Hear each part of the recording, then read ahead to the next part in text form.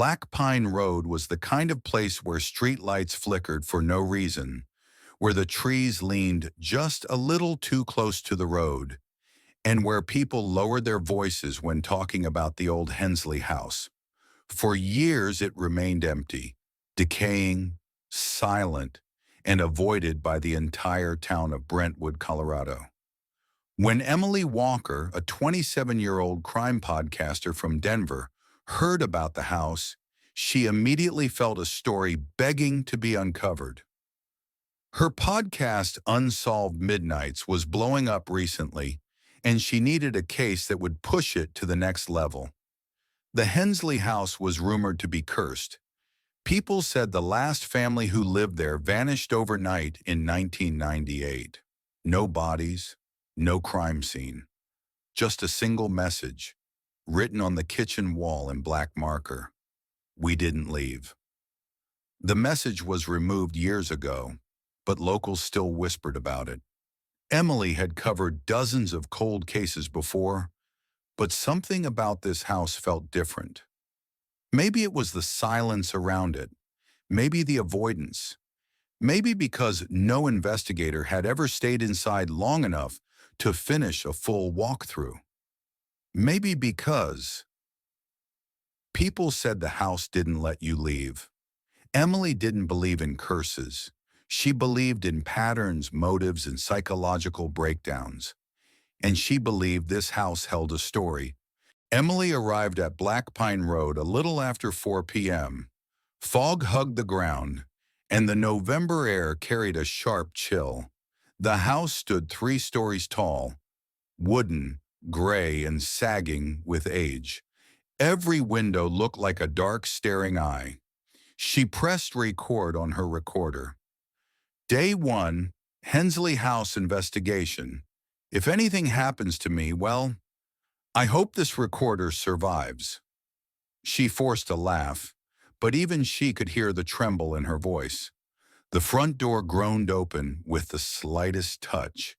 The inside smelled of dust, old wood, and something metallic, like rust or dried blood. She shook the thought away. Her flashlight cut across the living room. Furniture lay covered in white sheets. A family photo frame sat face down on the mantel. And yet, the air felt disturbingly warm, like someone had been here recently. Emily flipped the frame upright. The Hensley family, mom, dad, daughter, maybe 9 years old, and a baby boy. Their smiles looked forced. As she lowered the frame, her light caught something on the wall behind it, a faint outline, a stain, like words someone cleaned, but not fully. Emily brought the light closer, and slowly, ghost-like, letters appeared. We didn't leave. She stumbled back, heart racing. The message had been removed. So why was it still visible? She pulled her recorder close.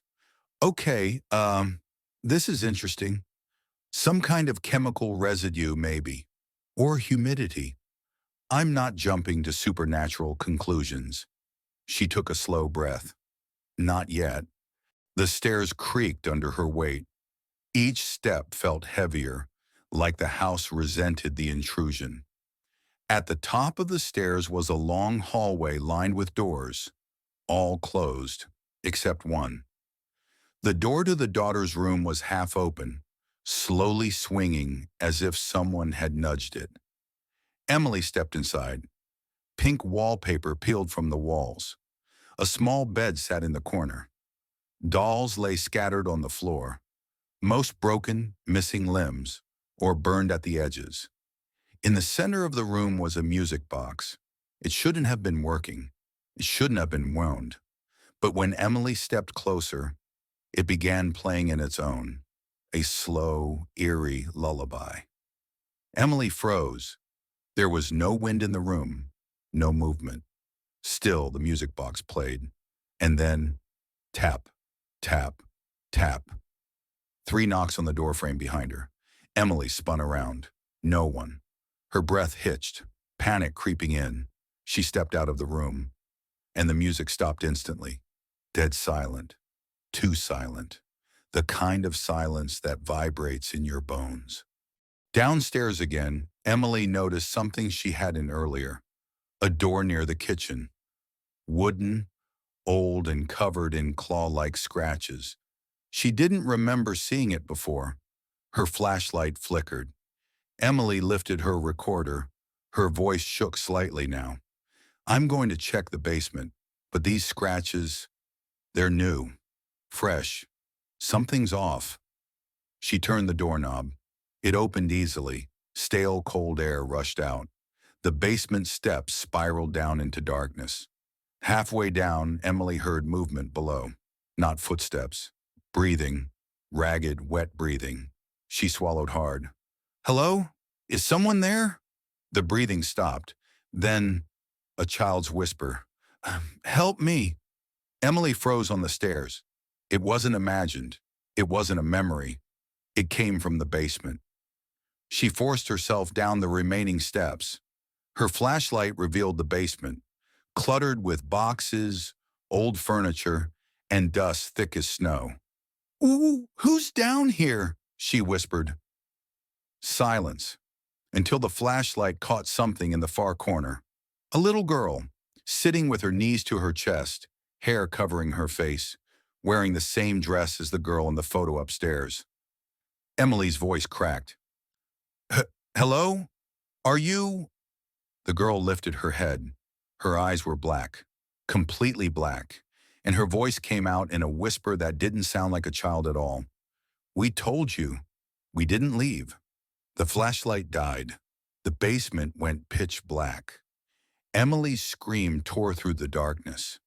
Hours later, the sheriff's department received a call from a passerby reporting shouting from the Hensley House. Deputies arrived at sunrise.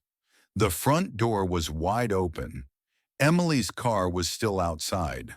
Her backpack lay just inside the hallway. Her flashlight lay broken on the living room floor. And her recorder was found on the basement steps. The last thing it captured, Emily. Hello? Please, who are you? Unknown female, whispering. We're still here. Emily. What do you want from me?